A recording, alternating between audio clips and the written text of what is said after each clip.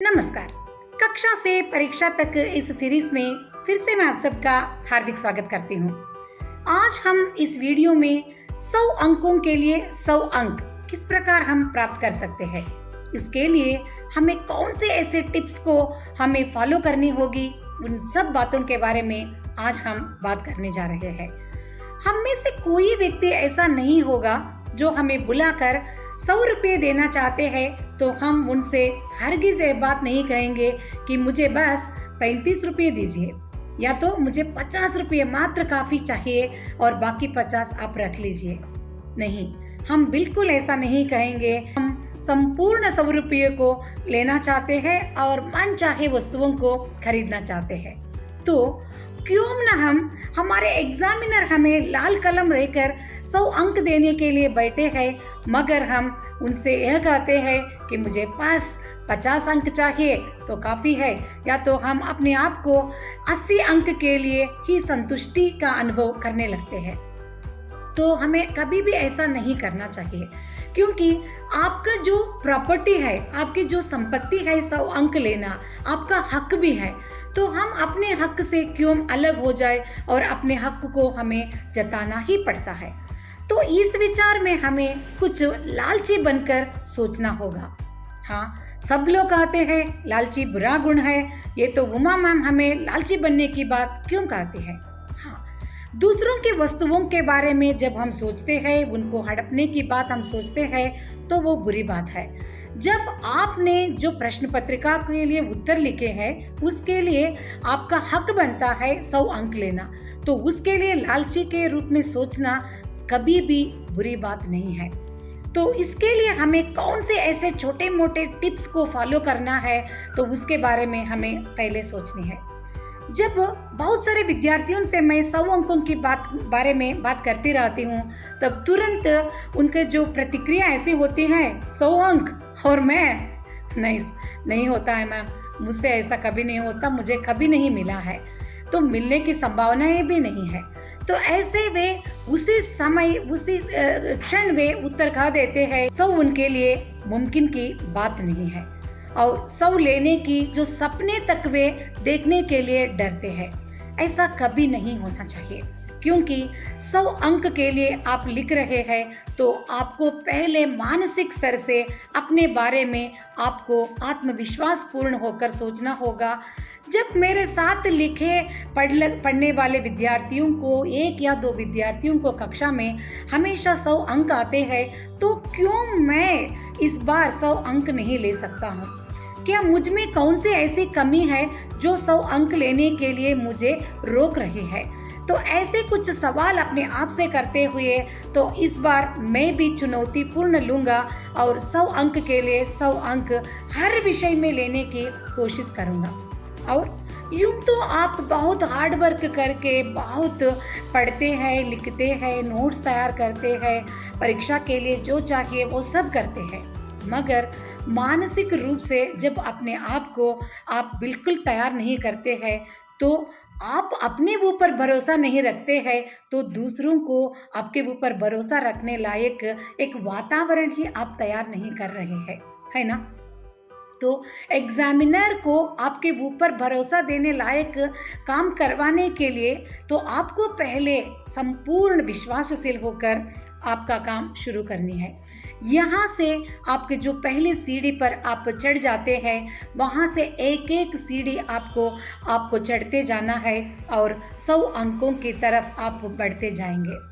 और दूसरी बात ऐसी आपको सोचना चाहिए कि आप पिछले जो भी परीक्षाएं लिख चुके हैं, यानी मध्यवार्षिक परीक्षाएं, यानी मिड टर्म एग्जामिनेशंस, या तो कक्षा में होने वाले जो क्लास टेस्ट होते हैं, उनके बारे में भी आपको सोचना होगा।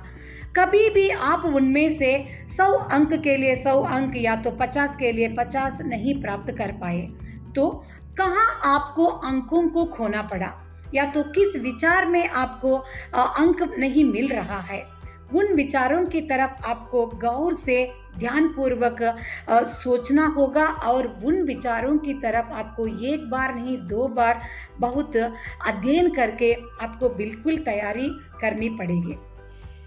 तो जो आप जानते हैं वो जानते ही हैं, जहां आपको अंक खोना पड़ रहा है वहां आपको ज़्यादा अधिक ध्यान देकर पढ़ना होगा।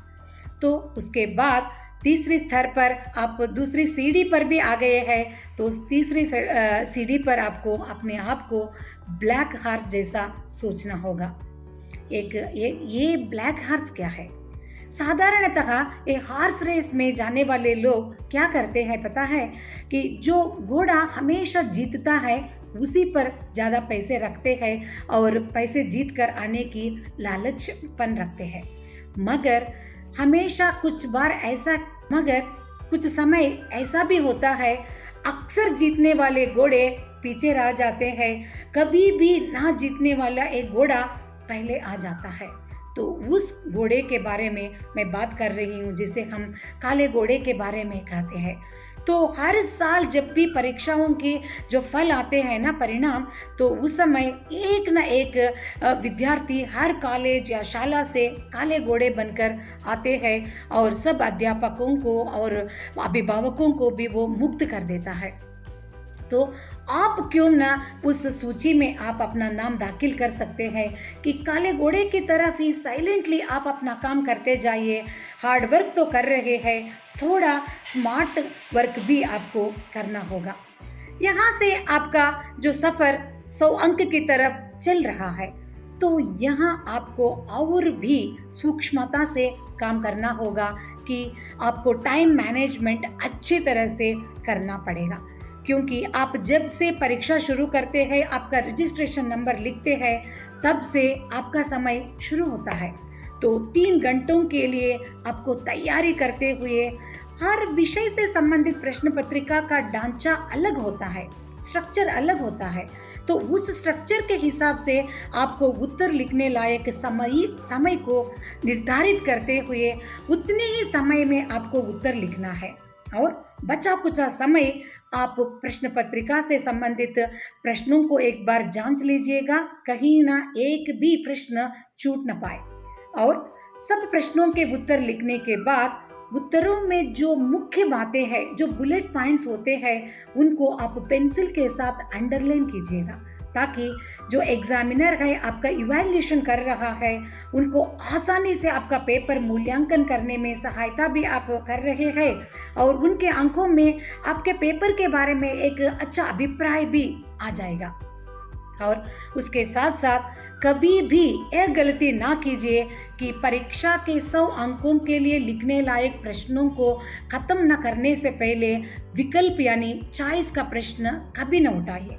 तो ऐसे छोटे मोटे कार्य जैसे लगते हैं, मगर यहीं पर अधिक विद्यार्थी अपने 100 अंकों तक जाने वाले जो सपने से दूर रह जाते हैं। तो आप अपने सपने को साकार करने की दिशा में आज से पहले सीढ़ी के रूप में आप चढ़ जाइए। आत्मविश्वासशील होकर यह एक स्ट्रांगली आप अपने मन में एक धारणा को ले लीजिए कि मैं क्यों ना 100 अंक के लिए 100 अंक प्राप्त कर सकता हूँ। तो आप भी आपका नाम इस सूची में दर्ज कराते जाइएगा। और इस वीडियो को समाप्त करने से पहले आप काफ़ी बातें चैनल को सब्सक्राइब नहीं किया है तो सब्सक्राइब कीजिएगा और अपने मित्र और रिश्तेदारों से भी ज़रूर बांटते जाइएगा। अगले हफ्ते एक नए उत्तम विचार के साथ मैं आपके सम्मुख ज़रूर हाजिर हो जाऊंगी। तब तक के लिए मुझे अनुमति दीजिए। नमस्कार।